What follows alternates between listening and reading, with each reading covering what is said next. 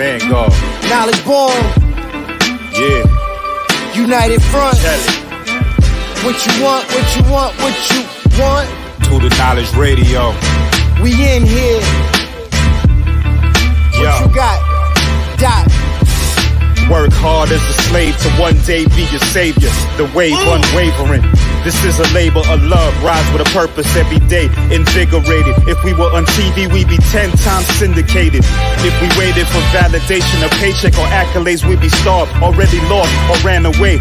But when you're square, solid, and your circle too, you don't need a place for silence. The concept is conquered through media, not areas of people activity. A mix that don't lose ethnicity, tightness that don't lose elasticity. Explicitly, this isn't where we give the novice regard. Nah, this is where knowledge is born.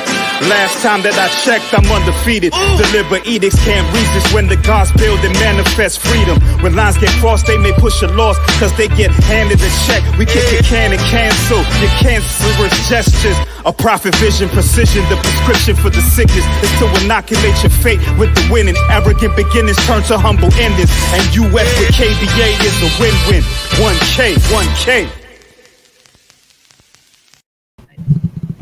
All right. Peace and Black Power and welcome to another episode of Do Knowledge Radio. Place where knowledge is born. This is your host, Knowledge Born a Lot, and we are extremely honored. The comedy gods and goddesses and pranksters have smiled on us today and delivered unto us a magnificent talent, the epitome of remarkable timing, improvisation, and vivid imagination with real life significance. Okay, as seen on every comedy stage in the world and coming to a comedy stage near you, whether it's virtual or physical. Ladies and gentlemen, put your hands together and welcome to the stage the queen of comedy, Queen B-Phlat.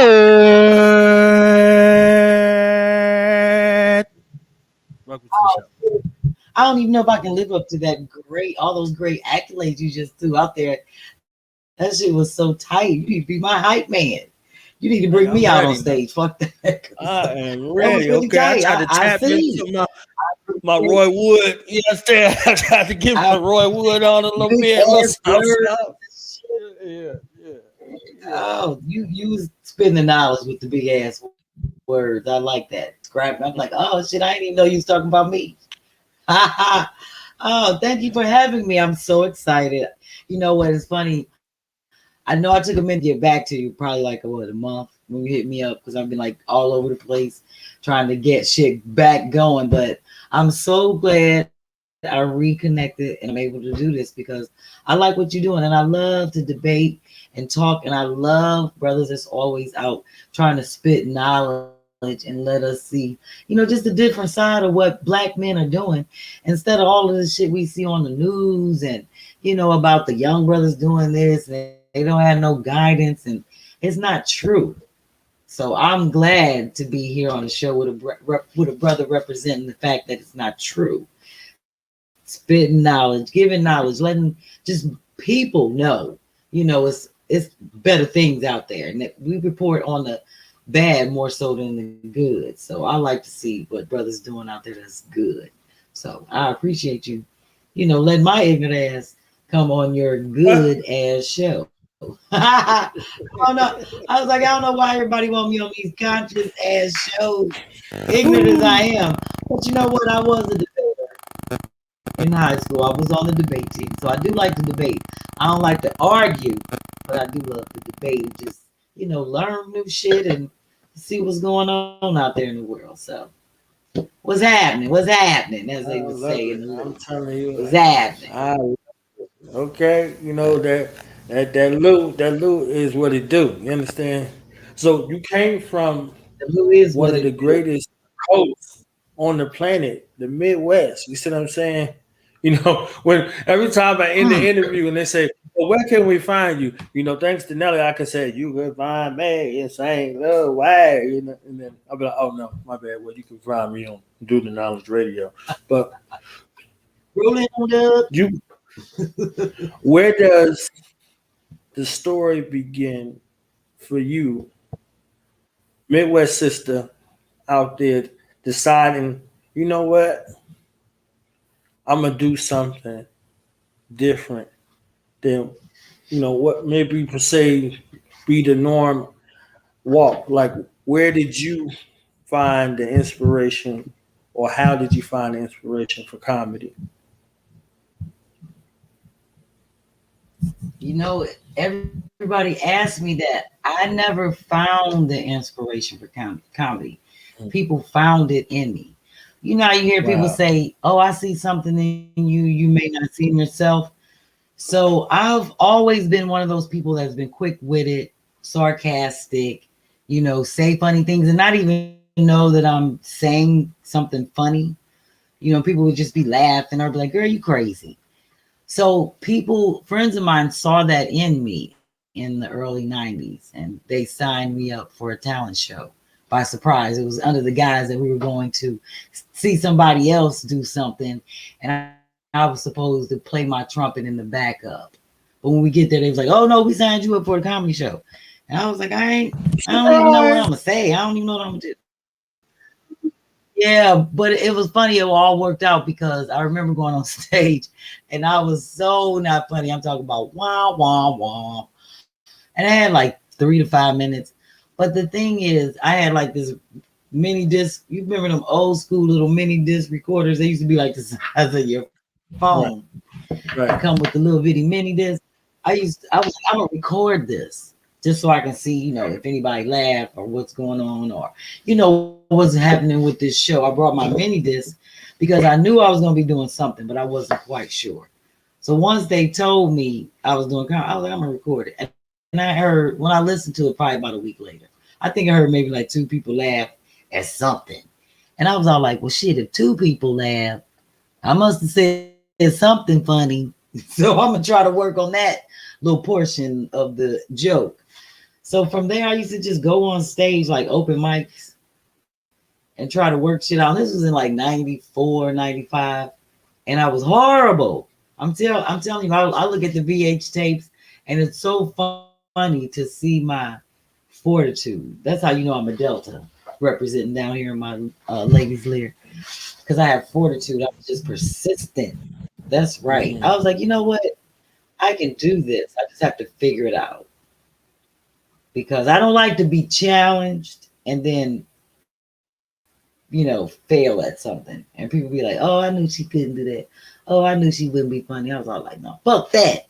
I'm going to be funny. So I just worked on being funny. Yeah, it became my job. Shit, I've been doing it full time since 1997. So I've been totally blessed to just be working. And all I do is comedy. Yeah. Yeah, so that was my inspiration. Other people seeing something. That's I'm sorry. I was gonna ask.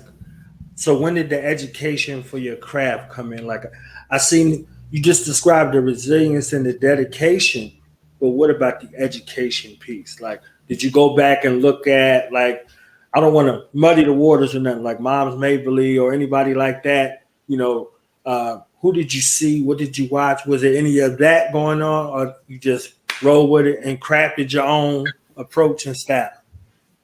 I roll with it and crafted my own approach, and that might be my downfall because I really am not a fan of comedy. I know that might sound crazy. I guess because I do it so much and I'm around it so much, I am not a fan of comedy. I don't watch stand-up shows. I'm horrible. I should probably support other people, but I don't want to be influenced by other people's shit. I just feel like this is how I really look at it. We all have a job. We're out there doing it. And I really don't give a fuck what other people are doing in terms of how they craft their thing. You see what I'm saying? I have plenty of friends that I love and support what they're doing, but I never watch what people are doing. I just don't. I am so narcissistic in terms of what I do for myself. So I'm more about studying me. And I have a recording of every show I have ever done since I've set foot on stage. Even to this date, on my phone, I have them all the way back on this phone until 2014. So I'll listen to the shows, hear where people are laughing, And it might take me 2 to 3 hours worth of work. And I've been doing this for years. Because I'll sit and listen to it first with my eyes closed, like I'm in the audience, and just seeing like where people laughing at. And then I sit and listen to it again to see what worked and what didn't work, what made me laugh, what didn't make people laugh. And then I'll be like, oh, I need to work on that. And once I listen to shit again, I'll be like, oh, that was funny. And then sometimes I say stuff that I'd be so fucked up most of the time, but I'd be smoking or drinking my wine. I don't even remember I say stuff. So when I listen, I'll be like, damn, that was funny. I didn't even know I said that. So I have to make sure I go through and write things down. I'm very methodical. I have OCD in terms of how I do things. So it's like a method to my madness. So I don't have time to really look and study other people. I don't look at like, now my husband is a fan of comedy. If he happens to be watching something, like he loves Dave Chappelle and Cat Williams, and he'll be like, oh, Juicy, let's watch this. You know, I'll jump in, I'll watch it. But for the most part, I just don't, because I feel like we're all doing our job, and what they're doing, they're supposed to be doing. You see what I'm saying? Making motherfuckers laugh, having specials, being out there. I'm not a fan of comedians that impersonate other comedians. You know, like practice shit like that. It's an art, it's a talent, but I'd be like, do your own shit so motherfuckers can impersonate you. You know, like people be like, do you do impersonations? And like, no, I don't be watching motherfuckers like that because I don't be trying to impersonate people. You know what I'm saying? And come up with voices, and that is not me. I've never been that kind. I just talk real shit. I talk about life, things around me. I'm not a pop culture, you know, what the fucking Kardashians are doing, or Kanye West, you know, Jordans, no cap, Yeezy type shit. I know about all that shit, but that ain't shit that I talk about because it's not relevant to me. So I talk about shit that's relevant to me. Other people try to make their comedy about what the fuck is going on in the world and other motherfuckers. Tell nobody care. I really feel like a true comedian, they talk about the shit that's going on with them. And everybody got shit going on with them. But it's like you make your shit so different. Because everybody can talk about sex, or everybody can talk about their mama, or smoking, or drugs, or work. But it's your approach and how you bring it is what makes the difference. And that's how I look at my shit. I can't worry about what motherfuckers talking about because everybody really talking about the same shit. Ain't nothing new under the sun. So it's just how you put your shit together. And that's what I focus on. So I am a narcissist. I spend a lot of time, probably like 6 hours a day, just focusing on me and my shit and what I gotta do. Writing and rewriting and pulling it together and being grateful. I do a lot of journaling daily, 6 journals. So yeah. I am so glad. It all together, you know, to get my day started. Right. Yes. I want to get into that right after that. I am You so glad about what? That you said that in regards to authenticity and not carbon copying shit, because the thing that was most attractive, I swear for Lord, I'm about to play it right now. When I heard this, I went crazy. I went crazy. I said, oh my no, like she did. Okay, I was like, oh, because I need to know the story behind it. If it's a story, you might just say, you know what, I just felt like doing some shit and whatever. Yeah. But to me, I envision that there's a story behind it. So let me play this right quick. All right, go on play. Go on play. Let me hear. Ladies, y'all know y'all like that song. Don't hate on that motherfucking song. But fuck them shoes. $2,500. I ain't fucking with them shoes. I'm a grown bitch. I got a mortgage. I got muddy shoes. B-Phlat said, I got sense. I'm not spending money on them fucking shoes. Said, I got sense, I'm not spending money on them fucking shoes. Comprehensive bitch, brains I got them, I'll make home improve. Home Depot, or it's either Lowe's, I don't wanna choose. And I'm quick, buy some window caulk or some other tools. Look, I got land now, I make home improve. Said I got land, bitch, these are muddy shoes. If you see me pulling weeds, planting flowers in different hues, hanging drywall, fixing P-traps, bitch, these are muddy shoes. Now follow me if you wanna see where I'm at. I be probably in my basement, bitch, trying to fix a leak. DIY, hire nobody, cause I can do it for free. I be in and out, I kid so much, I know they got stock in me. Constantly lifting shit around the house, that's gotta be. Mop 2 floors and clean the kitchen, now I'm out here sweeping streets. And you know I gotta smoke, cause this trash, it bothers me. And my neighbors see me cleaning, they don't help, they only speak. Look, I might just rearrange the space, it's always something to do. I might just peel off some paint, I might just pull out a rake. It's time for me to smoke break. I'm like, okay, I'm finna pull out the skunk, I'm finna roll me a blunt, take me a sip, because it's par for the course. Now I got business in front, I got projects to complete. Homeowners know what I mean, so I stay out in these streets while my home earns equity. Mortgage is my biggest bill, paying down the principal. Think I'm spending frivolously? Bitch, the bank don't take no hills. I got land now, I make home improvements. Said I got land, bitch, these are muddy shoes. If you see me pulling weeds, planting flowers in different hues, hanging drywall, fixing P-traps, bitch, these are muddy shoes.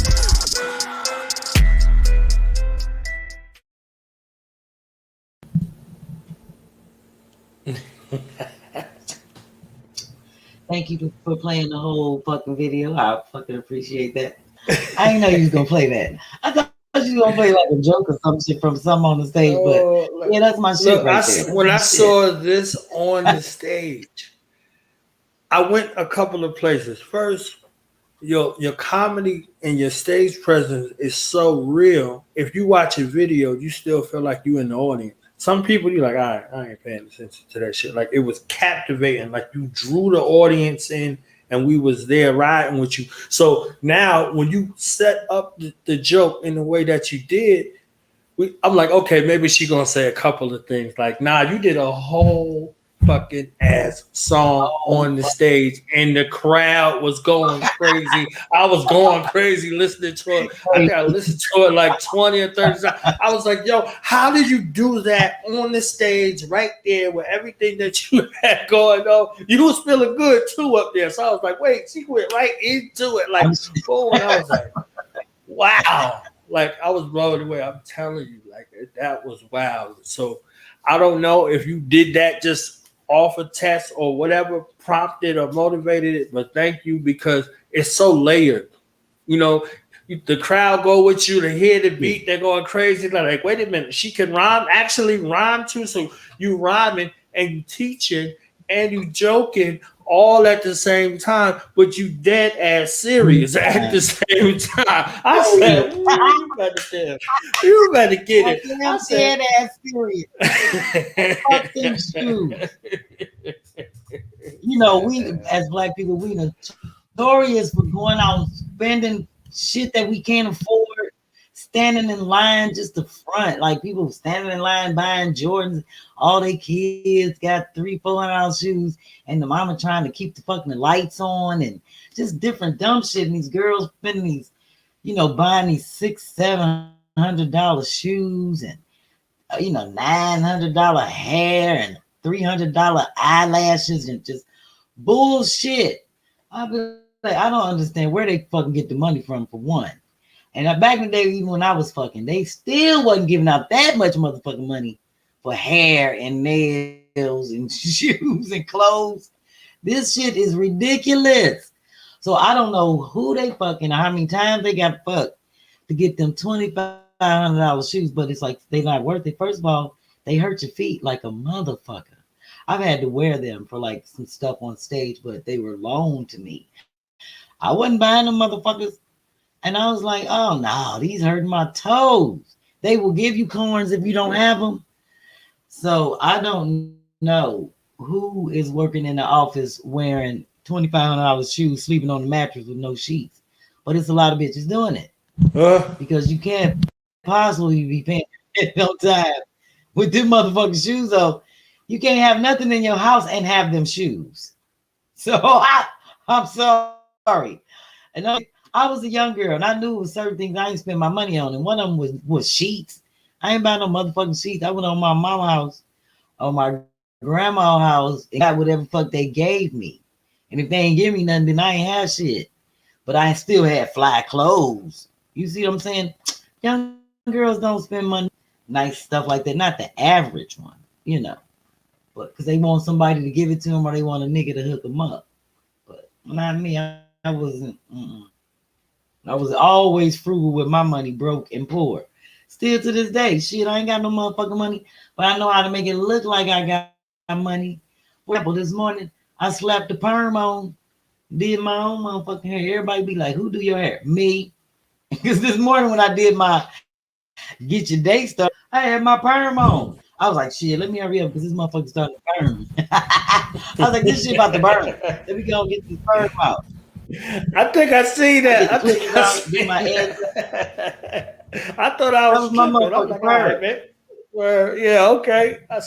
No, you keep it real. I do my own nails. Shit, I do everything. I have never. Let me not say never. I can count on my hand maybe 3 times in my life that I let somebody do my hair. Because one, I be on the road too much, so I have to learn how to do my hair and makeup and nails. And 2, it costs too much for all of that. And 3, I don't ever like the way they do my hair, nail, and makeup. So I do my own shit. I was doing these, and then I ain't even do this hand yet. So I just work.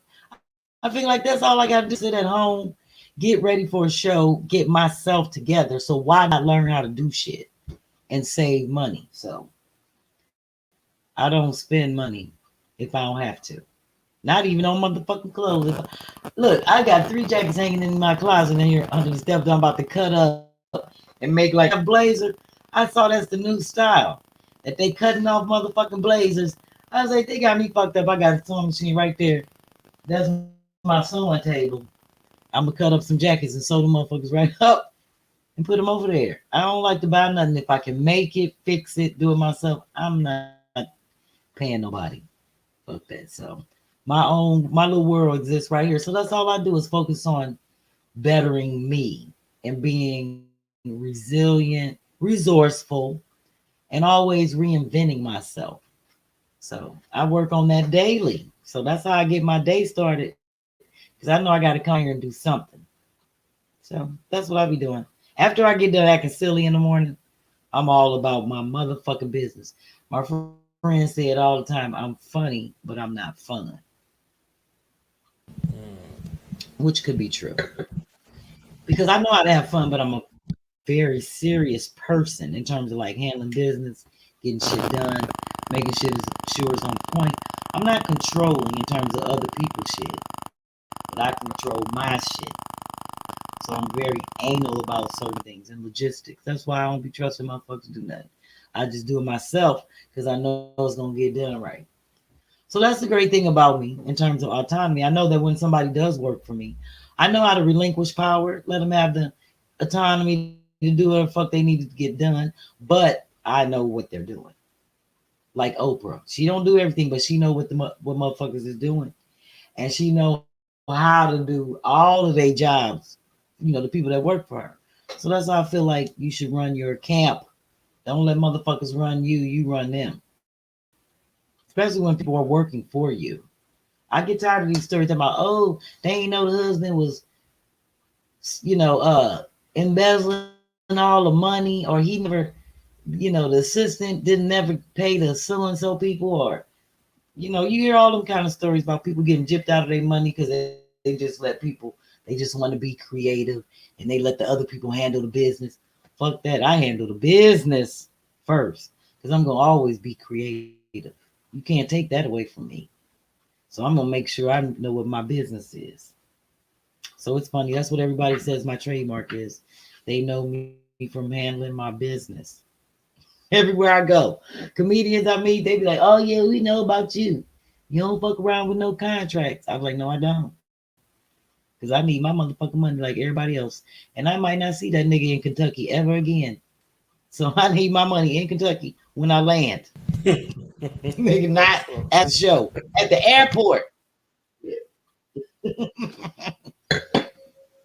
You laughing, these promoters be on some bullshit. And I ain't got time for all of that. Because believe me, it's been 2 times. Motherfuckers thought I was playing when I say pay me at the airport. I don't want to hear no, oh, we ain't got no Zelle. Oh, that bank ain't in our state. Fuck that. I got a bank account for every state. You know, like you can't say ain't no Bank of America, ain't no Wells Fargo, ain't no TD Bank, you know, HSBC, all of them, PNC, US Bank, nigga, I got them covered. So you can't be like, oh, I can't put your deposit in the bank. We ain't got that bank. Yes, y'all do. I already looked.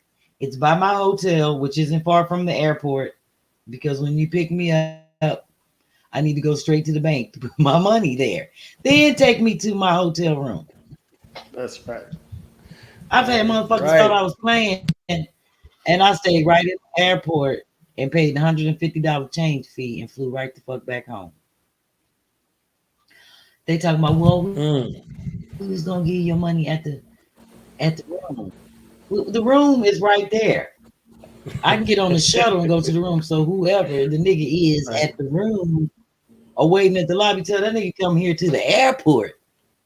Right. Oh, well, no, he got to go get it.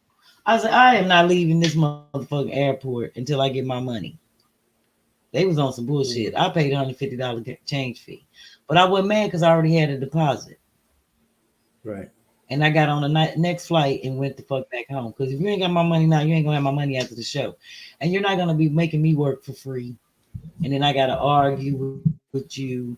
I don't argue with niggas. I slap wives. That's it. I don't slap girlfriends. They not responsible. I slap wives. I don't argue with promoters. So to avoid all of that, I just be like, well, you know what? I'm about to walk back over here to the counter. I'll leave right out the bags plane, go up the escalator, go right to the motherfucking ticket counter, and be like, I need to pay $150 change fee to get back on the next plane back to Philadelphia and come the fuck back home. I've done it twice. And the word spread quickly, and I never had to do it again because I do not play. I ain't come here to play. And see, niggas think I be all ha, he. I am not funny until I got my money. All of it. And you crack all the motherfucking jokes you want to. Ain't nothing leaving this airport. Ain't none of my jokes leaving the airport, nigga. If you want me to do the show right here, I'm just telling you, I don't play like that no more because I have been played out early on in my career. So you live and you learn and you make adjustments in your contracts. So believe me, I made adjustments in my contracts just recently regarding COVID. Because people will tell you certain things, and then you get there, and it's not that. You know, you're putting people's life in jeopardy. So I got people calling me saying, "Oh, I thought you said it was gonna be temperature checks. Oh, I thought you said they was gonna wear masks." And then they get up in there and niggas doing what they want to do. So I'd be like, I refuse to go on stage if you circle this shit on my contract saying y'all gonna do this, this, and that, and I get there and it's not, I refuse to go on. So it's all according to you know your state, your city restrictions, and what people were mandating, because now you know everything is lifted. But prior to that, that's just recent shit, as of like maybe a month ago. But a lot of people still was have mask mandates, and they was like, "Oh, girl, we doing this, we doing that." Then I get there and they wasn't doing shit, and my friends talking about, "Oh, girl, I ain't coming there. They wasn't doing this. They wasn't no temperature checks, wasn't no distancing at the tables. Girl, people wasn't wearing masks." And I'm like, y'all, I'm telling my people to come here and they doing it. And y'all playing around with people's lives. I'm not going on unless y'all make some concessions. So get y'all shit together, or don't say y'all doing all of that. I don't want people to say they doing shit to get me there. See what I'm saying? Because motherfuckers know I ain't coming out. I'm fully vaccinated and I still wear my mask. But I don't go around. I survived the whole year down here in my basement in the dungeon. Making sure I ain't get sick. I don't worry about no motherfucking shows. I was like, the Lord bless me. I'm gonna make it. I'm poor.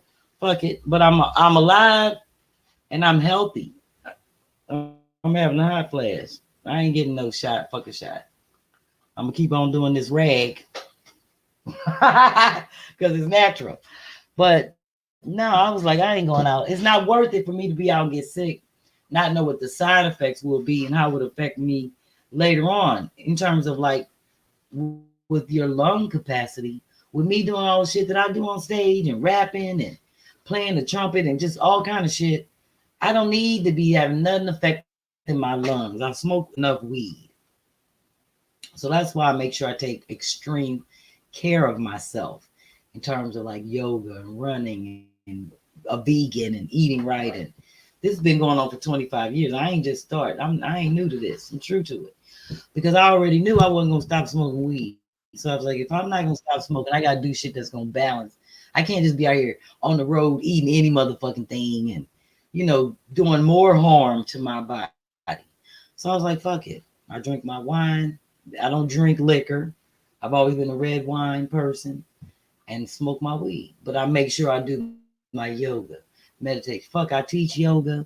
I make sure I run, do some weight training. I'm always doing something active and eating right. I don't eat no bullshit. So, and I ain't on no medication. And it's fucked up because now that I'm in my 50s, all my friends, not all my friends, a lot of my friends, a lot of people I know have had strokes, heart attacks, all kind of shit. And I be saying to myself, they the same age as me. What the fuck is going on? And then I think to myself, I've been 30 years in as a vegan and vegetarian and no meat, and shit like that. And just basically really taking care of myself. And I think about, people my age, we're at the age where people normally get sick and start developing, shit, that's wrong with them. And then like in your 60s, you start going to funerals and shit and the retirement party. So I tend to forget that I'm 52 because people be like, bitch, you ain't 52. You don't look 52. And I don't feel 52, but I totally take excellent care of myself because like I said, I know I ain't gonna stop smoking weed and drinking my wine, but people don't know how to have a balance. You can't do everything. You can't smoke weed, do coke, snort, do mollies, drink liquor, turn up, eat Popeyes, Chick-fil-A, all this bullshit people out here doing to their bodies, and they put you on medication. And medication comes from all the shit, the natural shit, herbs, that they process. So I tell people, why go to the pharmacy when you can eat from the farm? I don't need nothing on the end of my farm. No pharmacy, no pharmaceuticals, none of that. I do strictly farm. So, I try to tell people not everybody want to call. You better get it. Shit. I don't need nothing I'm on just the end saying, of this be my farm. fucking me up how everybody want to call me. Niggas want to call me and ask me how to cook beans, and everybody used to make fun of me making beans. Great northern beans, black eyed peas, white beans, all of that. I'm always eating beans. I've been eating beans and rice for ages because I don't eat meat. I need the protein. Now beans is out of stock in Walmart. You can't find a motherfucking bag of beans. Everybody trying to learn how to eat beans and cook beans and be healthy and call me for healthy shit. I want to say, bitch, I told you to eat that 20 years ago. But now you want to eat up the shit. I can't get shit I want at the motherfucking produce place.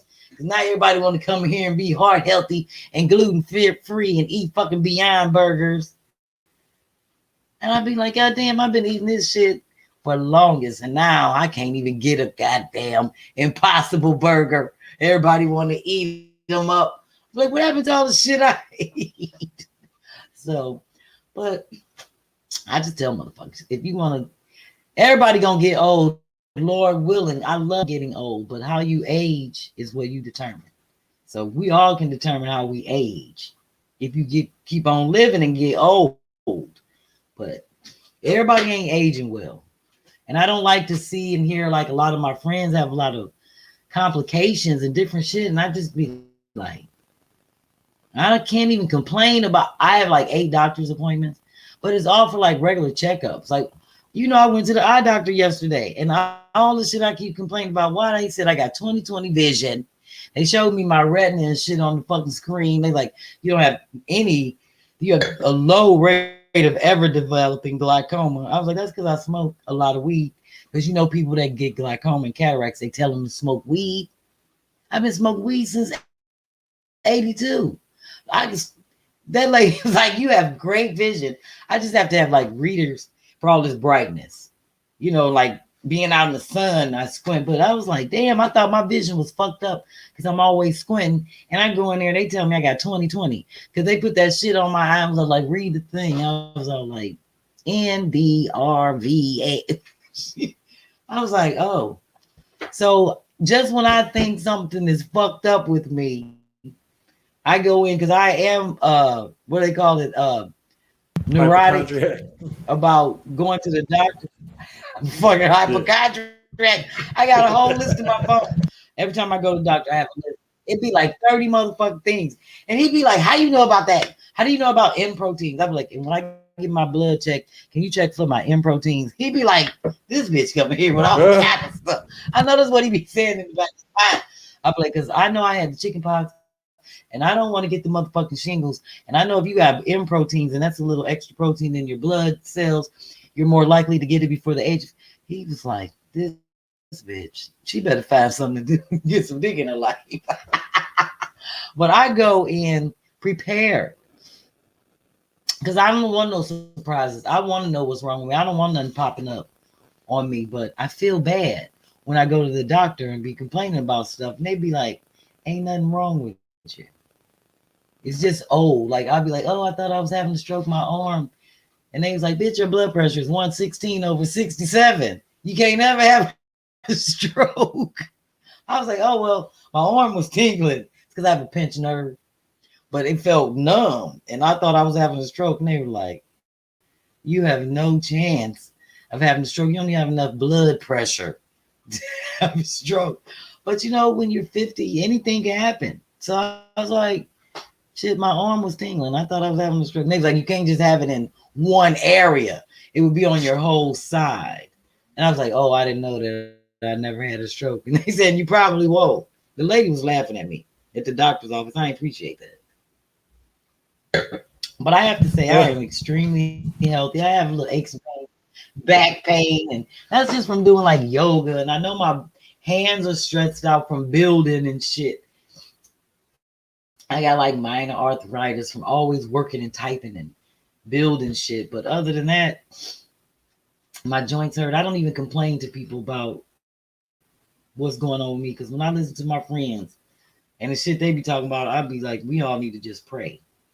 Let's just say a prayer. I don't even want to talk about what I'm going through because I ain't really going through nothing. So other than the fact that you know, I'm blessed. Shit, I can't complain.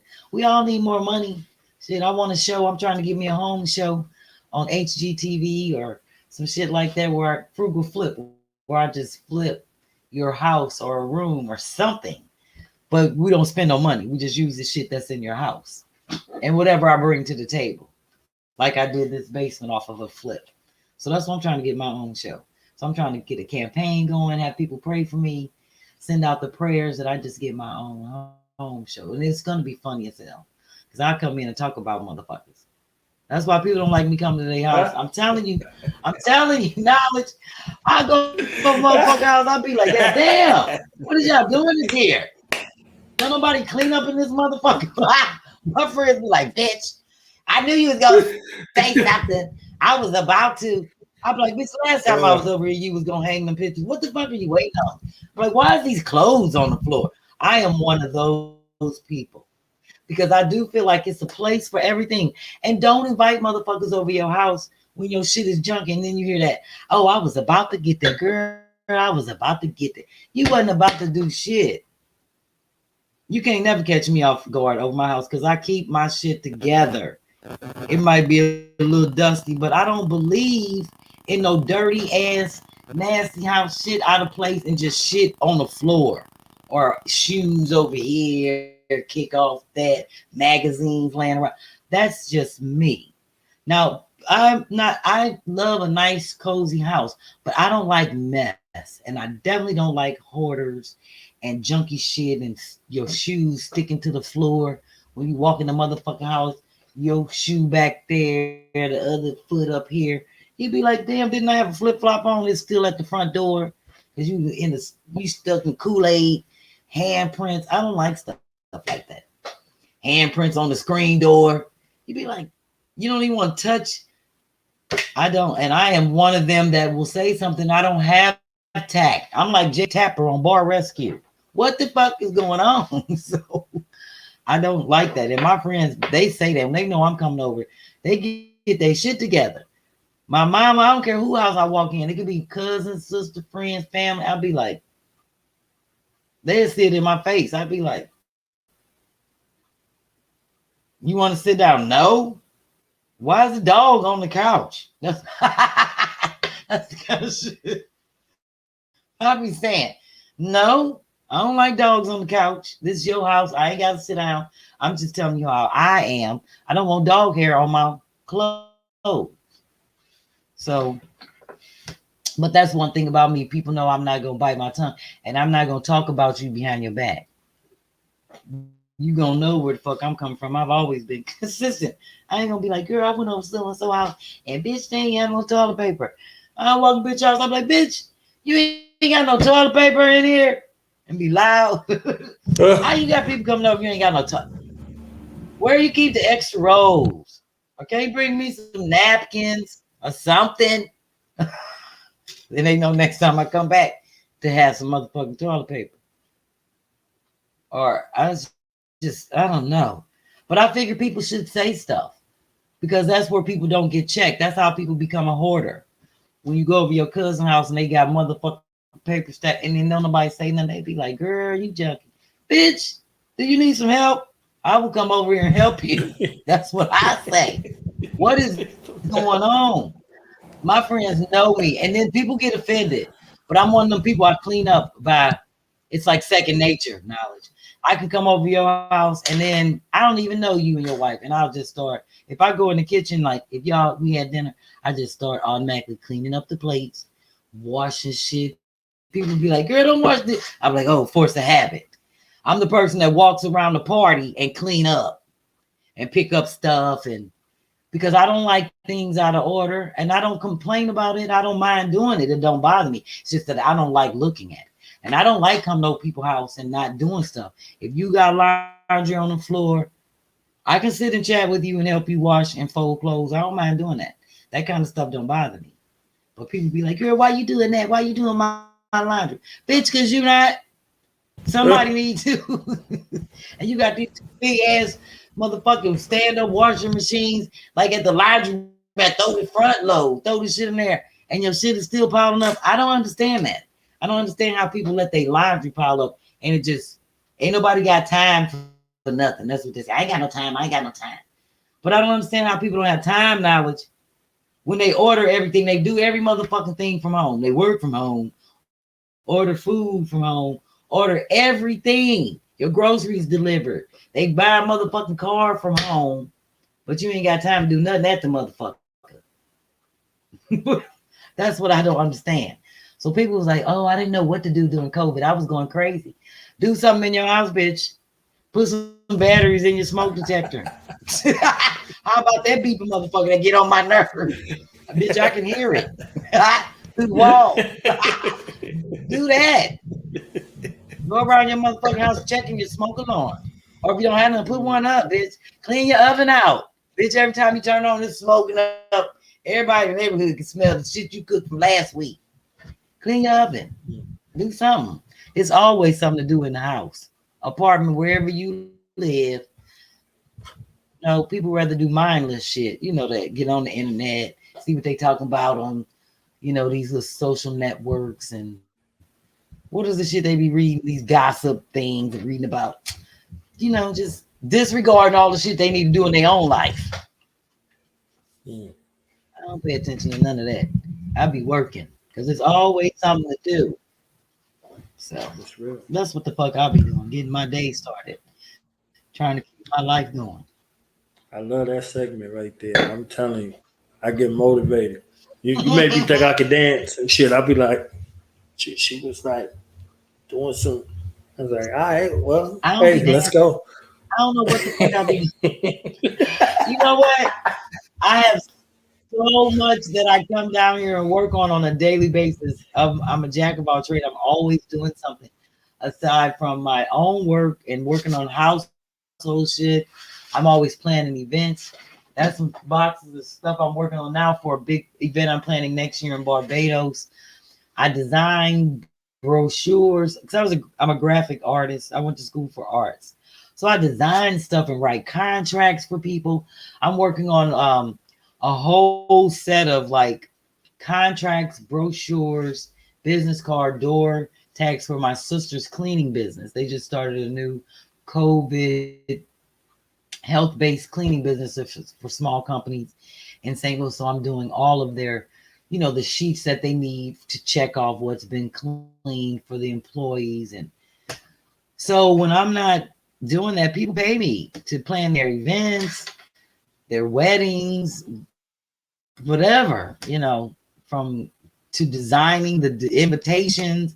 It's a lot. I do it all.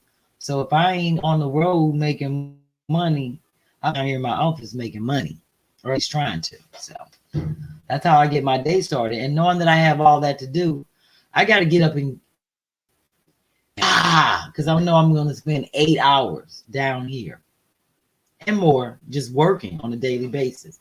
So if I get my day started and just shake it off, I'd be up there acting silly.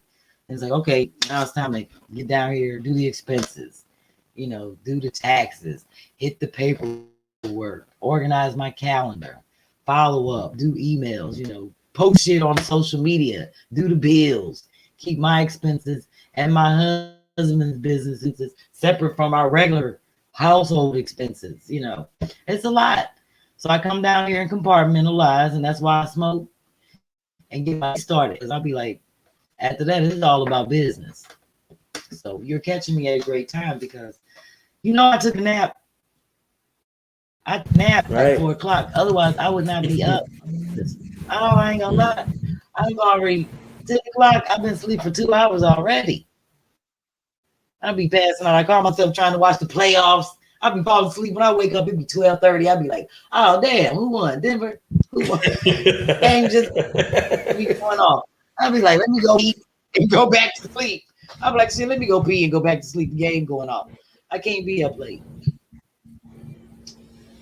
Even when I do shows and headline, people know I'm coming early. You can talk to me, catch me, take a picture. Because after I come off stage, I'll be out. I hit the road.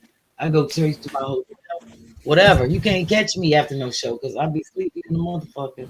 It's always been like that. And I know I'm getting up to catch an early flight or, getting up early in the morning. I can't help it. I'm an early bird. And I read something yesterday in CNN. The most effective people on the planet, they do their most work and get things done between 3 and 6 in the morning. The Bill Gates, the Jeff Bezos, the Oprahs, and I'm one of those people. I get the most the B-Flat done between people know I'm up. Everybody know, like my dad be calling me early in the morning because he know I'll be right down here up working. But if you try to call me at the 8 o'clock at night, 7:30 is cutting it close. You're not gonna catch me. You know me unless I get up in the middle like pee and look at my phone. I'll be like, oh, who called me at 8:30? Like, who called me at 10 o'clock? When I see somebody call at 10 o'clock, I'm like, what the hell is wrong with them? I'm thinking it's like audacity. If you call me that. Yeah, like who the fuck was calling here at 10 o'clock? So, but I love it because it's quiet in the morning. I can get things done. Nobody's bothering me. I can get organized. I can organize and get my paperwork laid out, wash the dishes, water my plants, spray just get things, get the music set, get my day set up, my coffee, my smoke, make sure things are clean and in order. And then I can be effective. I can't work if shit is out of order. Socks on the floor, dishes not washed, things just not in place. Because then I'll focus on that and it'll take me away from what I need to be doing. So I'll get all that done so I don't have no excuse not to work. So I take a break, make breakfast, breakfast, back down here, work, take a break, go make lunch, come back down here, that type of thing. I've been doing it for years, so it takes discipline to work from home. So I've heard a lot of people complain this last year, them working from home, it was chaotic for them because you have to really be more organized and more disciplined. You don't have nobody telling you what to do. You're on your own accord, so you have to be on point and on schedule and factor all of that in. Plus, you know, people got kids and shit running around, parents they taking care of in the household. So I feel for them, but I don't have all of that. I got 3 floors. My husband is on the 2nd floor. He got that whole space. Only thing up there is my yoga room. I got the whole basement, and we meet in the middle. So that's how we work. He operates from the 2nd floor. I'll operate from the basement. And when he done working and I'm done working, we meet right in the middle on the 1st floor. And that's how I like it. It works for us. Yeah. So I'm just running my mouth and shit. I ain't giving you no opportunity to ask me no questions. I don't know if you got people calling in or telling you, it's been so amazing. I wanted to ask you about the stage, and then I wanted to ask you about balance and self-care.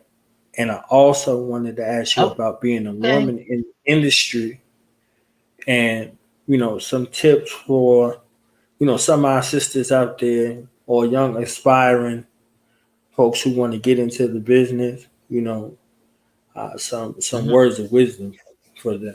So the first thing I asked about, you know, the stage experience, you know, like I'm still in that crowd when you did that rhyme on the stage. You see what I'm saying? Like, you know, what is that feeling like? Is it still the same as it was 20 years ago, 25 years ago? Like I seen you on the Def Jam stage. Is the stage different or is it just a stage? Like boom.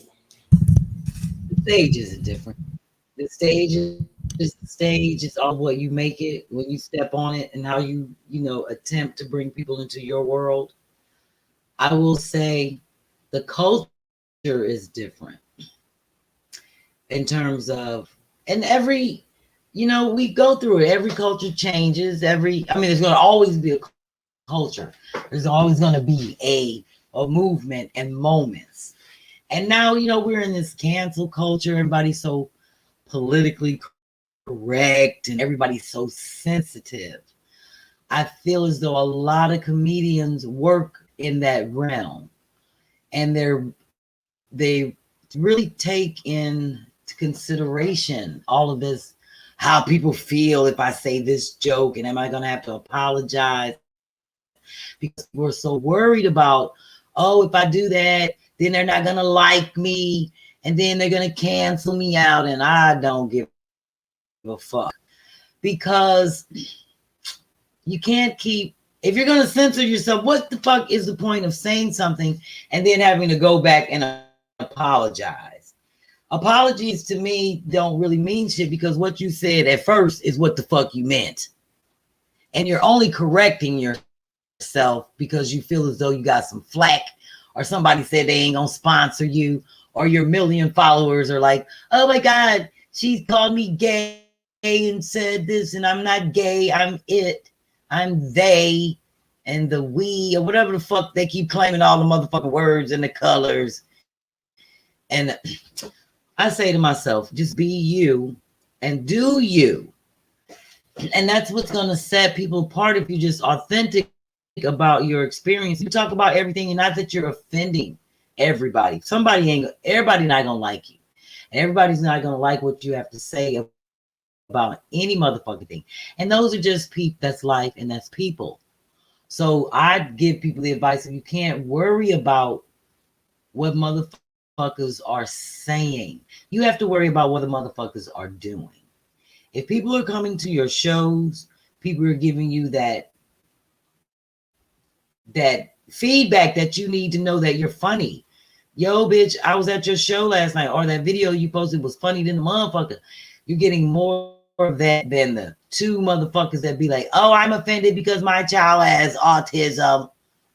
Oh, Motherfuckers been talking about motherfuckers with a handicap, a little leg, a big shoe, a little shoe, you know, a little arm, niggas with no thumb, missing toe, since the dawn of time. But now everybody want to be so sensitive about it. The shit we should be talking about, we don't talk about, like sex.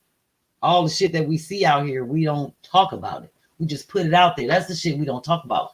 We don't teach our kids about the images that they see, the things that they're doing, because we can't even fathom half the shit that's out here.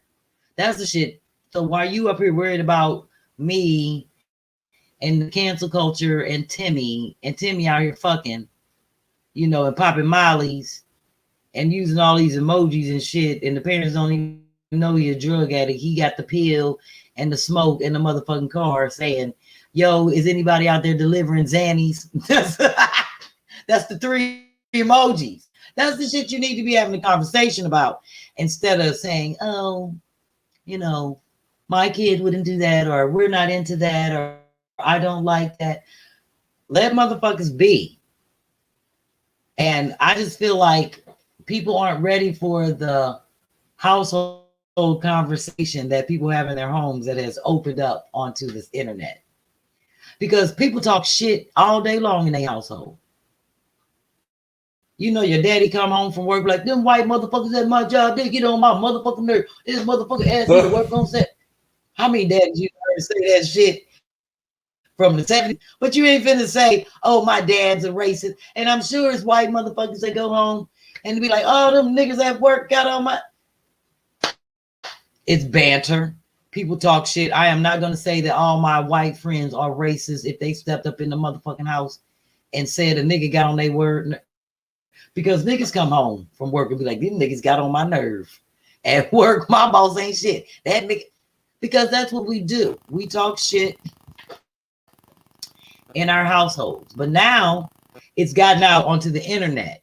People are slipping up saying how they really feel on Twitter. And now they got to go back and apologize. And I didn't mean to say niggas get on my nerve or white people make me sick. Yes, the fuck you did. And it's okay to say that. That doesn't mean you're not out here harming the motherfucker.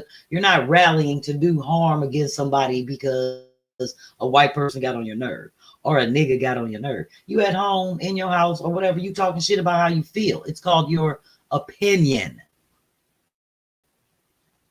So that's why I let people have them, and I don't try to argue with people. I've had people say shit about my shows. I don't give a fuck. That is your opinion, and you're entitled to have it, and that's why we have freedom of speech. So I totally believe in that, and I'm not getting ready to sit up and worry about if I call a motherfucker gay, or if I say he acting faggoty, or like a sissy, or some shit like that. Everybody's like, oh, you need to come up. This is a new age. You can't say those words. They're derogatory. You're supposed to say this. Well, it's fucked up that you got another word that I'm supposed to say for that. That's supposed to sound better. How about all the shit is negative and you shouldn't have a better word for some negative shit? I'd rather for motherfuckers say, don't say that, or don't call me that. Don't be giving me a motherfucking alternative to how to say another negative word. I'm gonna say what the fuck I want to say. So that's the shit I be saying. Motherfuckers kill me talking about topics. Fuck a topic. Deal with the issue. I'm a person that's about issues. Everybody want to talk about topics and the surface. Nigga, I get down to the cake. Fuck the icing. So that's the kind of person I am. And everybody wanna, you know, I had to have this conversation with my niece because somebody asked her was she gay. She's 7 years old. Because I got her this little rainbow, some unicorn shit. She like unicorns, and some little unicorn backpack she wanted got the rainbow on the motherfucker. And she come asking me, and her mom and them talking about people at her school was asking her was she gay because she got the rainbow. I said, now that don't make no motherfucking sense. They took over the rainbow. Kids can't even wear a motherfucking rainbow sweater, a rainbow beret, without them saying something about are they gay. It's sad that you have to correlate the rainbow, which is a sign of hope and prosperity, in this world. When God puts a rainbow in the sky and you see that, that signifies that it is still hope, that the God still has hope for this planet Earth. I don't even know if I can use the word it, they, we, and the, and them, because they took over them motherfucking words. Don't call me that. I'm a them. It's non-binary. What the fuck is that? You don't say that shit when you go in the bathroom. A motherfucker, they don't be having no bathroom that say them, that, it, they, the. Not, go the fuck in that bathroom. If you in the woman's bathroom, then I'm going to call you a woman. I'm sorry. If you're in the man's bathroom, they're going to call you a male. So if you in here and I say, ma'am, can you hand me a paper towel? I'm not a ma'am. I'm non-binary. Get your motherfucking ass out of here, because it's ma'ams in here, bitch. That's what I be wanting to say. But then as soon as you say, get your own motherfucking bathroom, then they say, oh, that's discrimination. They're pointing us out and making us a target if we were to have our own bathroom. Well, I don't want to see you whip your dick out of here just because you got a French roll and your motherfucking nails on and some high heels. You shouldn't have your dick out in front of my child here in the female bathroom. Take your lashes and your dick in a non-binary. Then they hit bathroom. Like, you mean I don't give a fuck? I'm not mean. I'm telling the truth. I'm confused. I don't know what the fuck to tell my niece. And I just be like, you know what? It's getting ridiculous, because you're not a man, you're not a woman, you're not a transsexual, you're not a transvestite, you're not a transsexual. You're the what the fuck are you? I don't know what you are. You're not a man, you're not a woman. You're not, are you an alien? You're not. What are you? If you can reproduce, you are a motherfucking human, and you are a man or a woman in some shape or form. That's all I know. And if you can have, I don't know what they just getting ridiculous with the shit. I have a cousin like that. Oh, refer to me as they. Are you two motherfuckers? You're a man and a woman in one body. If you say that, then I am going to say you are a they, because it's two of y'all. But if you're operating as one motherfucker, which one are you going to be? Are you Larry or LaShonda?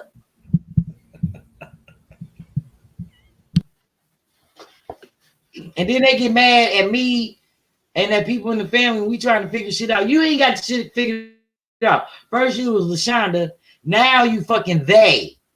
Is that a name? So what is they?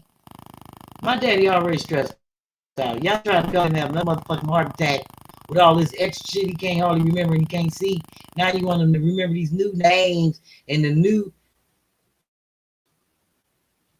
Say that for the younger generation, they can remember all that shit. That's what I'm saying. My daddy can't remember that. Quit bringing it to him with all that extra shit. He can't remember that. Larry, nigga. I'd be like, sorry, LaShonda, Larry. Nigga, you gonna have a mustache and lipstick. What are you gonna do? So that's why we calling you they, because you are Larry and LaShonda in one with the mustache and the lipstick. So I don't know who. I don't know that. I can't define. I don't even try. I don't even give a fuck no more. Whatever you tell me to call you is what I'm going to call you. If you got a name, then I'm just going to call you by your name. I don't even try to figure motherfuckers out no more. I just gave it up. Because if you say something, they be like, I ain't got time for all of this and be red and throw the shade and bullshit. I'm too old for that. Because I'm old school. I'm in the days of slap a motherfucker, then ask questions. So I'm too old to fight. But I will. I don't like arguing. I don't. I'd rather just fight and get it over with. So that's why I argue. Not at all. It's not that. Because nobody comes out winning in an argument. because that person gonna feel how they feel, and you still gonna feel how you feel. Only thing that's gonna get done is whatever was said. You see what I'm saying? So that's why I'm like, ain't no point. But I just try to be me. Ain't no try. I am me. I stick to being humble and authentic. And I encourage other comedians, anybody in this entertainment, to do that. On top of being creative, focus on being what sets you apart. So that you being born, there'll never be anyone like you, before you, after you, during this time you're on the planet, yet to be born, etc. You've made your mark. We all have our purpose. So that's what I think that people tend to miss in life. What their purpose is, and focus on what it is. And instead of worrying about what the fuck everybody else doing. Focus on what you're going to contribute to this planet, and you're going to leave your mark. Because we all got to go. So in between time, we all got the same 24 hours. It's what you do with your 24 hours is what makes the difference. So I just try to focus on helping motherfuckers, helping myself, staying vigilant in what I do, true to what I do, and in shit, because what I do, it takes a lot of wind out of me. I be rapping my songs I make up. I do like 4 motherfucking songs in a set, and sing on top of that. So I just try to just take care of myself. I found my forte. I found my niche. Now I'm learning that I have an ear now. People are really listening to me. So I want to make sure that what I put out there is unforgettable. When motherfuckers see me, they be like, that bitch is fierce. She's taliwa, as the Jamaicans would say. And that they remember me. If you don't remember my motherfucking name, you're going to remember something. They can be like, oh, bitch, when I saw you last time, It's so funny that people come up to me, even with my mask on and my hair and the motherfucking twist, and be like, I know your eyes. I know your voice. Or I've been in the strangest places. Ross, Aldi, Primark. And people be like, you that comedian. I know your voice. And I'm like, how you recognize me with my hair looking like this and my mask on up to here? They're like, I know that voice. My mother loves you. Yesterday in Ross, this lady was like, I know your eyes. And I know your walk. I know that was you. I was all like, we was in there talking about a dress I'm trying to get for a wedding in Ross for like 20 minutes. She was all like, girl, you bad. I was looking a hot motherfucking mess with my hair in a twist, back with a clip, just with my mask. But that's the kind of person I am. People know that no matter how big I get, it don't even matter. I'm still gonna be that nigga. I'm like Chris Rock. You're gonna always be able to walk up to me and be like, hey, B, because I don't change. And people always say that to me. They be like, oh my God, I thought you were gonna be like this. I thought I was gonna be like, I can't be no other way than I am. I don't even know how to act like that. That's just not me. I'm just a cool, laid back person. I treat everybody the same. I love all people. I look at everybody as equal. I don't be like, oh, bring me this in my dressing room. And, oh no, I don't even want to them. I don't want to be bothered with the motherfuckers. I'm like, don't come in here. I don't need shit but some peace and quiet. When I go to the set, they be like, this bitch makeup and hair done. We don't need to do nothing for her. I be like, good, because I ain't come here for all that. I came here to concentrate, work on being funny, and I don't need shit. Have my money and make sure my check ready. And that's it. That's how I operate. I try to tell motherfuckers, they got to be out here handling their business. They look at this shit like it's a gig. If this is going to be your occupation and what you do for a career, you have to handle your business. Taxes and all quarterly expenses, your contracts, being on your flight, not missing shows. You know what I'm saying? Trying to be on time. And even if you do, at least being cordial enough to say, oh, I missed the flight, I might not make this, or help a motherfucker find a replacement. Believe me, I've had to do that. I miss shows not because circumstances beyond my control, like weather and different things like that, and not being able to get on the flight. But I would be on the phone trying to help the promoter find a replacement. And be like, I can't make it, but look, I'm going to send my girl Vanessa Fraction my deposit or a portion of it. You pay her my fee. She's right there. She says she can come do it. So you have to be humble and professional and admit if you fuck up, that you did something and you need to correct it, and just try to be on point because you want to get hired again, even after you are funny. Because there's plenty of motherfuckers that's funny, but they don't handle their business. They tearing up hotel rooms, running up bills, bringing entourages of niggas trying to get in free, just dumb shit. And the promoter be like, oh, the nigga was funny, but I ain't fucking with him no more. That nigga left me with $163, bill at the bar. Or the hotel room was fucked up, or he didn't pay his incidentals, or that kind of stuff. So when you don't handle your business, ain't nobody gonna call you back. They don't give a fuck how funny you are. Because it's another motherfucker just as funny as you that's handling their business. And the promoter be like, oh, well, let me holler at them. And then you wonder why you out here on the phone calling motherfuckers trying to get work, because somewhere you fucking up along the way.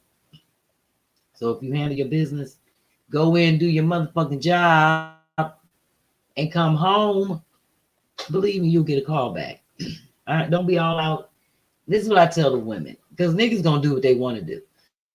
But it's different from women when they all out at the club, hanging out after the party, trying to hook up and shit like that. It don't work that way for women. Niggas don't be out at the after party looking for old bitches and trying to hook up. It be old niggas and comedians in the club hooking up with them younger girls. Old bitches don't be getting no play, so you take your ass to your room, lay down, pack your shit up, you know what I'm saying, and get ready to fly out. You did your job, you got your money, get on your flight and go home. Listen to your show, document your shit, log your expenses, and get on the phone, do what you gotta do to get ready for your next show. So that's how you're supposed to roll. Motherfuckers want to hang out and do all of this extra stuff and be seen and be funny. That's what I tell motherfuckers. Focus on being funny. People pay their money to come see you get down on the stage. They don't give a fuck about how many Facebook Lives you do before the show, after the show, all that shit. Oh, I'm down here. I landed. Yeah, I'm down here. Nigga, when you get on stage and you drew all these people out, you better do your job. Because them same motherfuckers gonna be right there with their phone, taping you. They ain't gotta tell nobody you ain't funny. They be taping your shit right there without your permission and put it right out on the media. So it's all out there on the media. What the fuck you gonna do now? Right. So be funny and do your own motherfucking jokes. That's what I tell people. Because you can't stop people from taping shit. I'm looking at shit on my Facebook now. Motherfucking tape my whole show in the parking lot. I did over in Jersey, but I don't care. Because that's what it's for. To share, spread the word, spread the knowledge, whatever fuck I'm talking about. I ain't gonna be like, oh, bitch, why you taping my show and putting it out there? Put it out there. Only motherfuckers that get mad if they shit ain't funny and it's not authentic. And then you got to worry about a motherfucker calling you saying, yo, I do a joke similar to that. Nigga, you doing my joke. I don't get them calls. I ain't never had that call. I don't worry about that. Because ain't nobody doing what the fuck I do. And I know there's people out there trying, but I know I'm not doing what nobody else is doing. So I can't possibly, because I don't even know what the motherfuckers are doing. And I just stay down here in my zone and work on me. If I laugh at it, then I know my shit is funny. I don't have to worry about taking it to the stage and practicing in the basement and going to open mics and trying shit out. No, when I'm writing my shit out and I know it's funny and I put it together, I'll be like, oh, that's some funny shit. And I take it straight to the stage. You never saw the motherfucking joke before. You don't know if it's funny or not, if I did it before or not. So I just do it. And I see how people respond to it. And then from there, I build on it. That's how I do my shit. It works. I'm still on the radar. And I'm glad motherfuckers still checking for me. And then I'm still working and I'm blessed. So all I got to do now is just get my own show.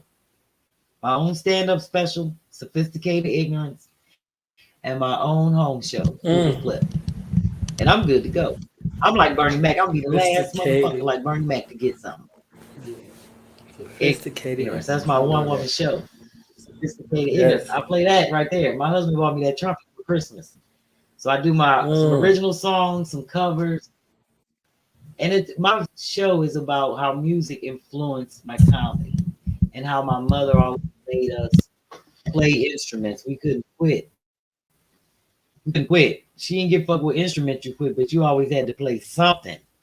So I play songs that we made up, songs that she made us play, different things from nostalgia points. It's a 2-hour show, just talking about that story that I do about me on Comedy Central about me having a fight with my mama. That's in my one-woman show. Because it's all about turning points in my life and significant shit that made me the person that I am to this day. So that's why I'm B-Phlat, because my shit is all musical and how it all came together. So my 2-hour one-woman show is tight. It's a half hour of music up front, live band, me playing with the band, and then an hour of all stand-up with original songs, some covers. And then the last half hour is me going out with my raps and the different, I got like 13 of them. How I flip my songs and why I do them. So it's tight. It's a tight show. So I want to be able to do that and tape it as a special.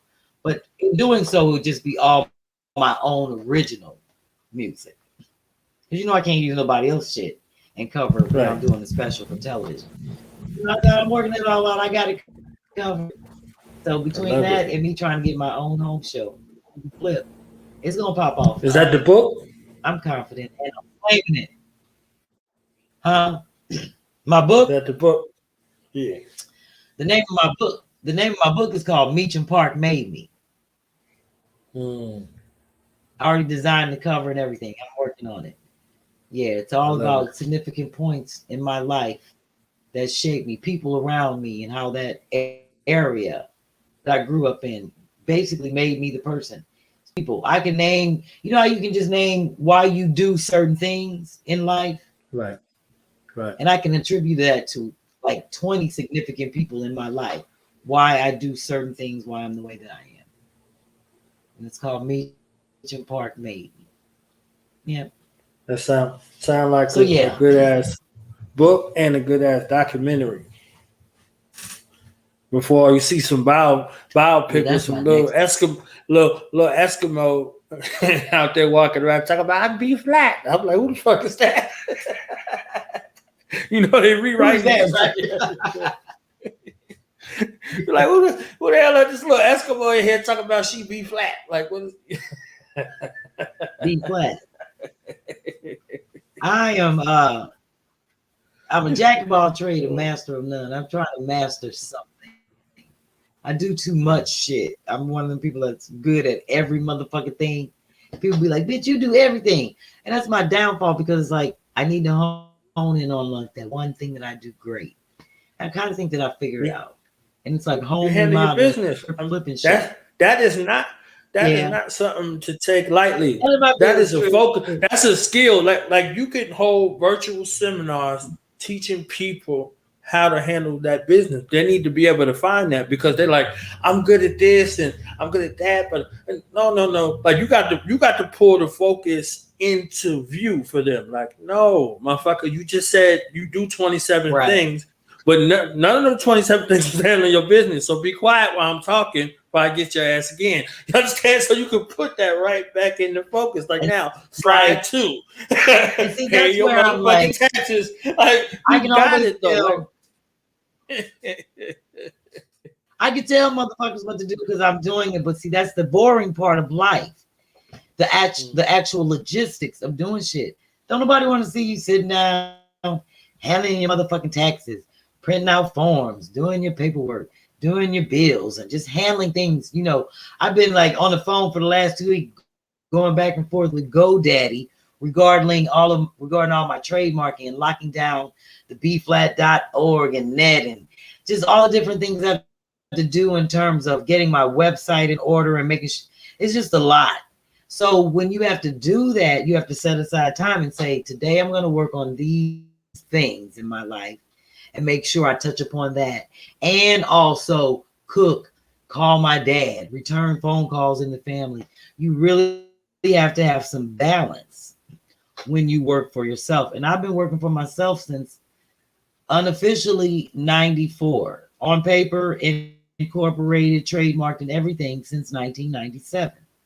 So I haven't had a boss and nobody telling me what the fuck to do since 97. So it takes some determination, a lot of footwork, patience, and I don't know, fortitude to work for yourself. I admire people that are entrepreneurs and make it work, and people that work for them, that, you know, they have employees and shit handling, you know, taxes and paperwork and all that kind of stuff. It is a lot. But like they said, it's always somebody that's going to be the boss and somebody that's a worker. There's nothing in between. You either the boss and have people to work for you, or you work for somebody. So I decided I'm going to be the boss. And I have people that work for me. So ain't no wrong with being a boss. I'm just not bossy. So that's the difference. I'm not. I don't tell people what to do like that. I just tell you what to do. Yeah, 27 series in one. When you talking about you don't got the niche to hone it, you just described that. Like that, somebody needs that. You know how they make those things? They say, I don't know who needs to hear this, but you know what I'm saying? Like that's a whole book for you. I don't know who need to hear this, but they want. Right. Yeah. Yeah, you got it. You can be the boss, but you don't have to be boss. So somebody needs that know-how. Somebody, there's a bunch of people to where whatever that entrepreneurial bone that they have that exists, because we all have them, to hone in on it and make it effective, and then make that their exit strategy if they want to do that full time, or they say, "Oh, I'm just good with this," you know, on the side. You see what I'm saying? So you have some insight. But who am I? I ain't no motherfucking expert. Look, what you just said. Unofficially, since when? No expert. We about to change the language, B-Phlat, because I love you. You understand? 1994. Okay, so how many years is that when you start talking about? You got people that stopped working last year and they out calling themselves damn expert. You see what I'm saying? So now, look, and it's not no knock to them. They haven't seen what you seen and done what you done and still been able to do what you do effectively. So those are skills where you can teach people and they can go do it themselves. You see what I'm saying? And then the funnel comes back to say, oh, we took the B-Phlat, be the boss, not bossy masterclass. You see what I'm saying? So now we got a referral network of people. Oh yeah, I need to think about that. Be the boss, not boss. You see what I'm saying? True. Yeah. Be the boss, not bossy. Yeah. Masterclass, and you got a referral network of people who are coming back because those people who took your class are going out and telling people, and now they're coming back. You see what I'm saying? This is how these speaker networks and all this stuff is formed. Big stuff for that. There you go. It goes just like that. It's real simple, but it's consistent, and you about your business, so you ain't gonna let nobody bullshit around either. You see what I'm saying? So my mother said everybody can't work for her. That's what she said. Yeah, you got it. I tell people all the time, the key to working for yourself or just getting anything done and accomplished in life is learning how to compartmentalize. If you can't compartmentalize, you can't get shit done. There's no way, because you know why? I tell people all the time, everybody got something going on in their life. Their kids, an ailment, a death, a fight, an argument. Every day there's something that is affecting your mental state, how you need to operate. But what people tend to do, they let it take over. Oh, I need a mental health day. I'm so stressed out with my kids. I need a mental health 2 days. I'm so stressed out with my job. I need If you don't know how to compartmentalize, you're going to always need a mental health day.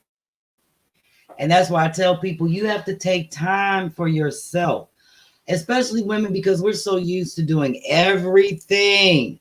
Get the kids together, get the husband out the house, get ourselves together, do the homework, cook. We don't take time for ourselves, and we're so stressed out. We be like, I don't feel like cooking dinner. Fuck, throw pizza rolls in. You don't get a chance to work out in the morning or just meditate because you got to get up, get ready for work, get the kids up, help. People don't know how to compartmentalize. I have friends that do that. They have all that going on, but they get up in the morning and they say to themselves, I'm going to do this. I'm working out for an hour, regardless of the kids and the husband. Fuck them. My husband go to the gym. He take care of himself. When he get off work, he be at the gym. And my kids get to play. They have recess. I don't get to do shit. So they take care of themselves. So they don't feel like they regret anything. And once they get out of the way what they want to do from their self, they compartmentalize and feel like everything else is just something extra that I know I have to do. If you can't cry and work, then I don't know what the fuck to tell you. You can't be at work talking about, oh, my boyfriend. You got to cry, get that out the way, and then work. I know I do all that. It's been plenty of days I've had to cry and work. And I'll be like, fuck a mental health. I'll get through this. And let me get over that. Now I got to move on to something else. Because nothing goes away if you don't work on it. So if you keep needing these mental health days and anxiety medicine, you still stressing out over the same shit that you were supposed to take care of like 6 months ago or 3 weeks ago. Or so that's why I say work on this for an hour. Work on that for an hour. If you need to meditate and take time for 30 minutes to just say, well, fuck it, I don't want to do nothing. I'm just going to sit here and breathe and not do anything, then do that. And then I'll say, okay, now I need to do this bill. Now I need to call this bill collector. Do that for an hour.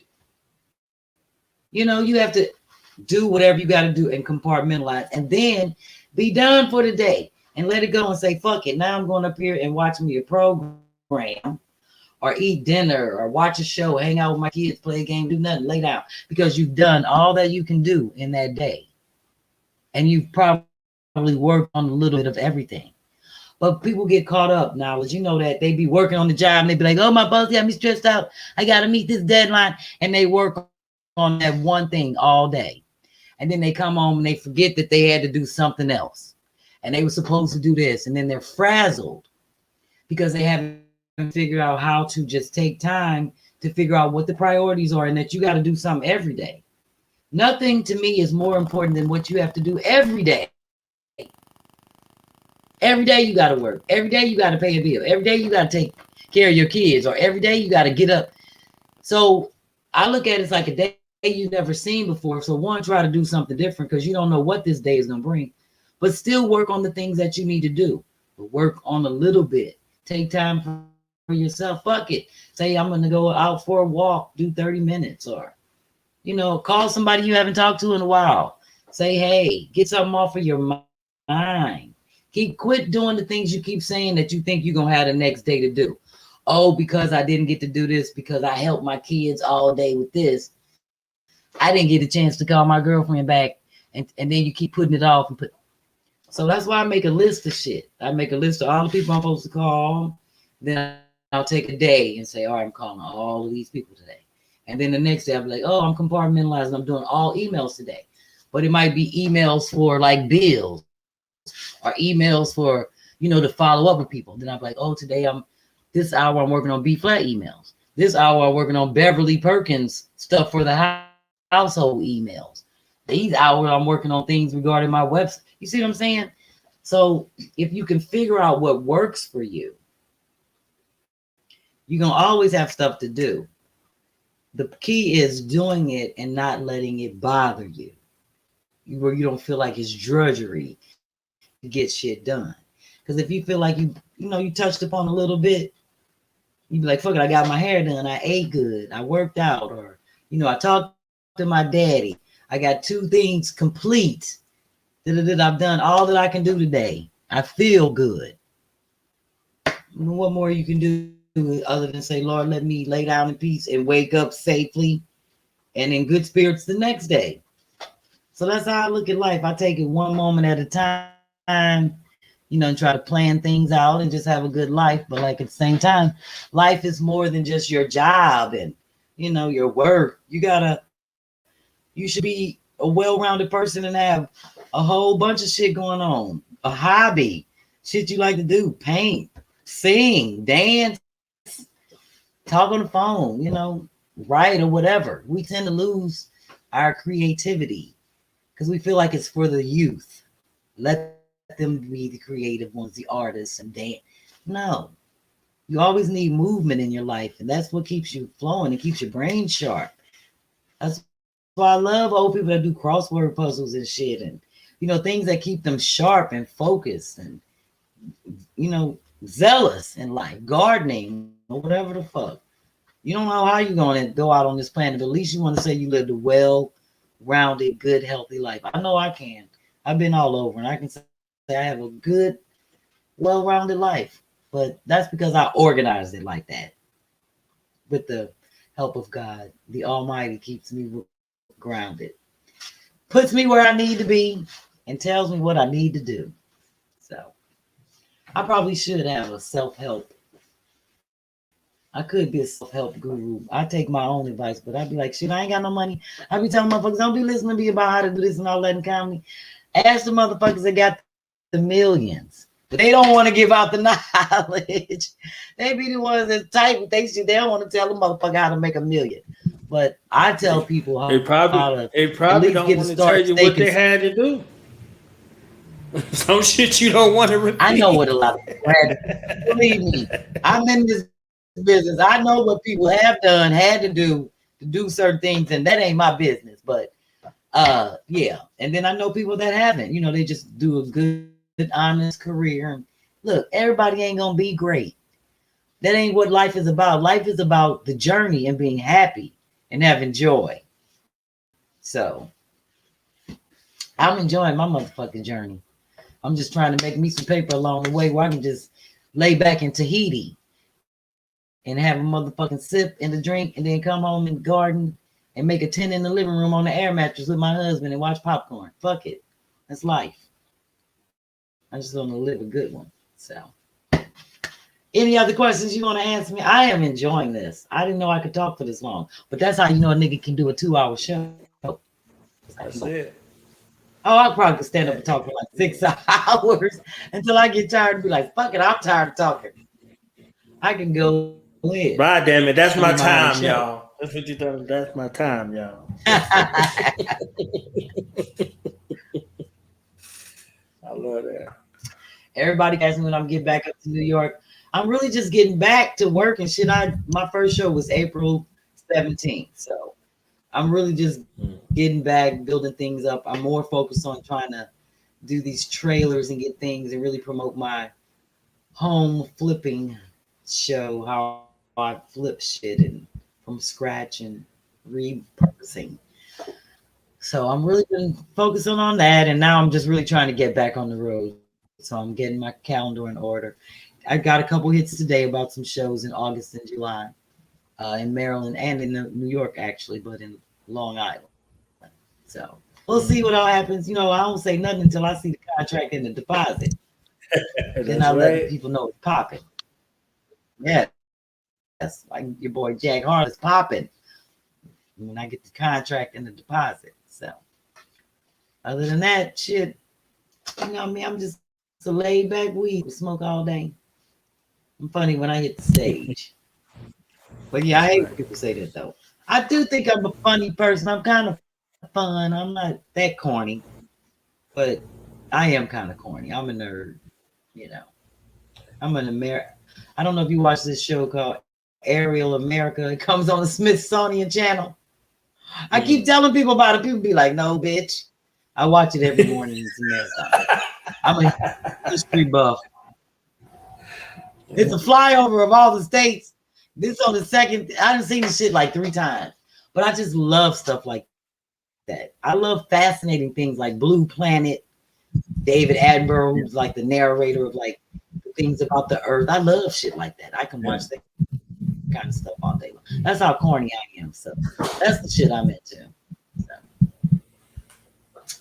So anyway. So final thoughts, shout out, acknowledgement, whatever you want to tell the people, you know. Final thoughts.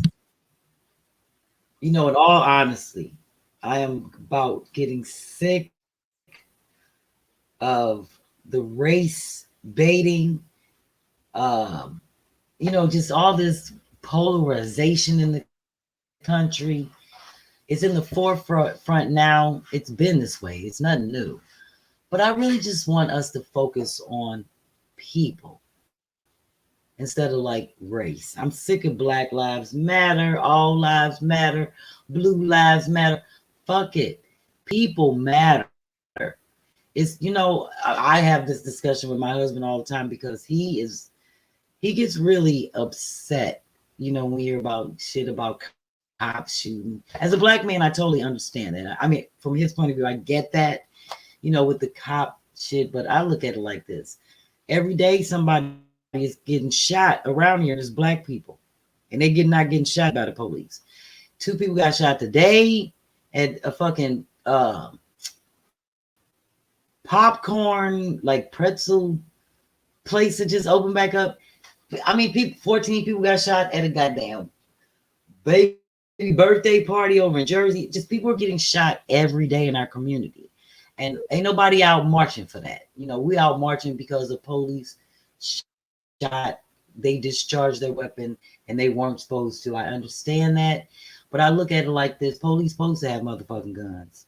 Now, how they using them, operate them, that is the issue. But it is their job and their duty to have a gun. It's not your duty and your job as a 14 and a 15-year-old to be out here with a motherfucking gun, shooting at random, shooting at parties. But nobody's out marching for that. You know, I'll see a mother. I know moms that are out marching for Black Lives Matter, but their son is in prison for killing a motherfucker. So I say to myself, we need to look at the issue, not the motherfucking topics. You know, everybody, I'm sick of all this about the restaurants. The restaurants got to get back to business. That's why Americans fat to this motherfucking thing. There's more small businesses out here that are suffering other than just fucking restaurants. And I'm sick of motherfuckers talking about the Black businesses, the Black business, the Black business.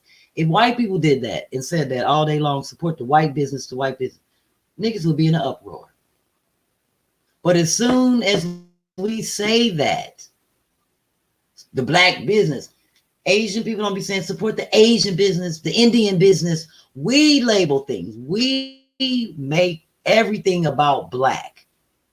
And when it doesn't fall in our favor, that's when we want to call the NAACP in on it. But I say to myself, I love Black business, but I want our Black business to have things like a regular business that all businesses have, not just fucking shea butter and incense. White people don't need shea butter and incense. But if you went into a store and they only sold white products or shit for white people and Confederate flags, niggas would have a problem with that. We would be boycotted. But white people don't go into an African shop and say, oh my God, I am going to come in here because you do not have any gel. You do not sell any white hair gel. We're going to boycott this business. You ain't never seen no white people doing no shit like that. And it will never happen. Because are we ever going to sell something in the Black business that white people need? I pose that question. I don't know why we feel like the products we sell are only and should be for Black people. Asian people don't think like that. They come right in this motherfucker. They across the street. They selling ice cream and pizza, cigarettes, and Chinese food. That's something for everybody. They don't just be like, oh, niggas only want cigarillos and entourage, watermelon ginger ales. No, they got something in there for everybody. So that's one thing I wish that we would just look at in terms of business and just how we operate. Have a business just sell something for people, for everybody. Grocery stores sell food for people. They don't sell Black food. You see what I'm saying? When you walk in the store, you look for products that represent everybody. And that's what I wish that we would be more into. Like Carol's daughter. Her products, a black-owned company, her products for black and white people, for everybody. She ain't just be like, oh, I'm just selling shea butter and hair grease and, and pink oil moisturizer. We need to have our marketing strategy. We need to go beyond when we open a business and how we think about business. And that's why I love to see like black vegan restaurants, and like vegan black Mexican owned restaurants or whatever, because food is food. It don't matter who cook it. That's how I look at things in terms of how you operate your business. But I just would like to see that with all this race baiting. I'm sick of that. I'm really sick of it, because people are people and we all have to live on this planet together. We all have a purpose and we all contribute to the existence, the life, and the breath of this planet. So I just wish we could get over that, because this whole black and white shit is getting ridiculous. And now Asian, it's nothing new. It's just people are being more vocal and more ignorant and feeling as though that they can get away with shit on social media and bully people. But they ain't gonna say all of this shit that we're doing in people's face. It's all in the house on Twitter, and then people want to apologize. Quit doing all that and just let people live, be who they are, and accept people for who they are, no matter what and how they live. Long as they ain't bothering you, what the fuck? That's how I look at it. What the fuck? That's what that stands for. So I always got to come back. I don't get into that whole black white race. I try not to, because I got black and white people in my family. You know what I'm saying? And I don't feel like when I'm around my white family members, I got to be like, oh, I can't say nigger. Oh, we can't say nigga. No, we be ourselves, because I'm sure they probably say the same. Just be you and learn to accept things and have a conversation about it if you don't understand it. That's all it is a conversation. And that's what we don't want to have here in this country, are true conversations. And that was my closing. I should have been an attorney. That was my summation for the evening. Drop the mic. Bam. Okay. Drop the mic. So, bloop. So people that's out here that may view this, they might want to book you, whatever the case may be. They might want to utilize your products, services. You name, quite a few. So how can they do that? Well, people can always go to my Instagram page or my Facebook page. They can hit me up at Hey B-Phlat, which is on Facebook, HEYBPHLAT. That's Hey B-Phlat. And my fan page is the B-Phlat BPHLAT fan club. On Instagram, it's flat out funny, PHs. PHLATOUT So if you DM me or just send me a message, because I'm not putting my phone number out there like that. People DM me and, or post a comment. They can hit me up. My shit is public, and I'm definitely responding to people. I do sit and go through and respond to comments. It make me a day, but that's what I do. So I can definitely be reached. People know how to get in touch with me, and people that have my number, they know BPHLAT. When you put in BPHLAT on Google, my shit is gonna pop up. You will be able to find me. So, long spell my name right. But yeah, I'm one of them one-on-one consultation type people. We are definitely going to talk I'm old school. I ain't all about no email. You ain't getting none of my credit card information. I'm not taking none of your information like that until we actually speak about different projects, things that I'm working on, whatever. Because I need to know that when it's all come down, I am going to eventually see you face to face. So I need to talk to you. So that's how you hit me up on IG or Facebook. And then from there, I know who's serious or not. They know how to reach out because they'll be like, "Oh, well, call me," and then I'll be like, "All right, I'm calling you." We can talk about the money, player. So, thank you. I appreciate it, knowledge. I appreciate you having me on the show. I really do. Anybody that asks me to be on their podcast, I don't mind supporting because I love to hear what people are doing. I like to see what people are doing, how they doing shit. I love your intro music. That shit is tight. Somebody write your theme song for your. That shit is tight. I like it. I was rocking to it. I was like, I know good music when I hear it. So I was like, I love to see people doing their thing and the craft. I love the craftsmanship. I love to see what people put into their projects and how they express themselves. And if I can be part of that and help your shit, just like you helping me, I'm always about it. I'm definitely on it. So I appreciate you for having me on the show. I didn't know I was going to have fun. Fuck, it's 11 o'clock. And just think, in 3 hours, I will be getting up. I think I'm going to try to sleep till about 5 o'clock. Yeah. I'm going to try to sleep about 5. So I'm going to go up and holler at my husband. I know his ass sleep. Wake him up, holler at him, and then go to bed. Wash these eyebrows off and take my lashes off and tie my perm down and get up and get ready to get my day started. That's it. For tomorrow. So get excited. This is your home. Thank you for sharing the knowledge. Anytime you need to come through here, get some stuff off your chest, you understand, or promote what you got going on. So when you like, hey, remember I came on your show and I told you about that show I was looking to get, I got it. Hey, that book finna come out. Bam. You understand what I'm saying? That I'm gonna do that. Be a boss, not too bossy. Bam, I'm back. Hey, you understand? One of them stops. That 2-hour special, I'm telling you, it's coming out. Woo. I'm glad I have this as a forum. I'm actually in the process of trying to get my own podcast up and running. So it's good to see what people are doing, how they're doing them. I don't know any of this stuff, but I'm still learning. Fuck that. You can't teach your old dog new tricks. That's some bullshit. I can do it all. I'm still learning. So, and open. So there you have it. All right. If you need my help, because I am good. So just let me know. I will. I'm Ladies and gentlemen, feedback from people just figuring out. B-Phlat. So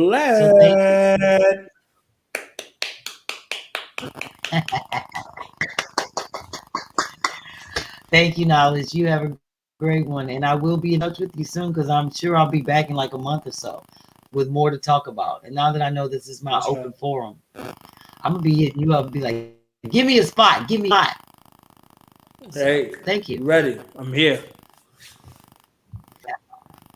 All right. Good night to you, sir. I am here. Have a good one. Thank you. You too.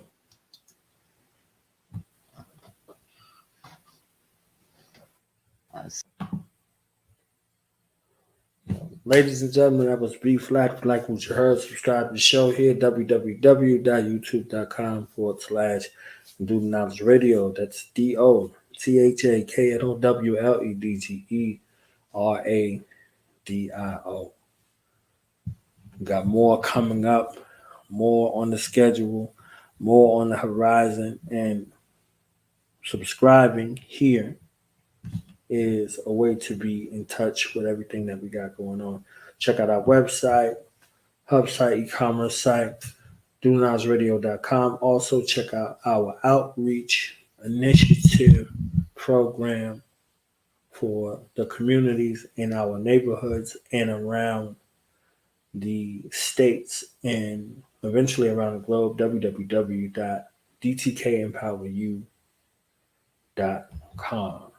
And if you are so desirous in helping our sustainability on the radio and the community, you can leave a donation here via Cash App, $ knowledge won't allow, or PayPal.me/Do Knowledge Radio. All of the proceeds go to our initiatives. We have been feeding 100 children 5 days a week since COVID began, and we're looking to incorporate long-term sustainability options for our outreach program with feeding and with our other strategic planning and at-risk youth initiatives as well. So every little bit helps us to further those efforts.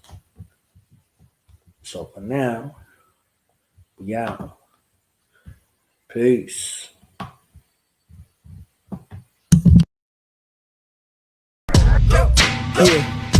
Yeah.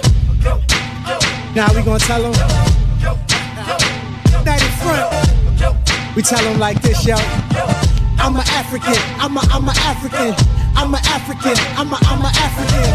Yeah, y'all like that? So no more. This man's mind is open. I'm an African. I'm a African. I'm an African. I'm a. Let's get And back that to motive the is best developed by recognizing the common enemy.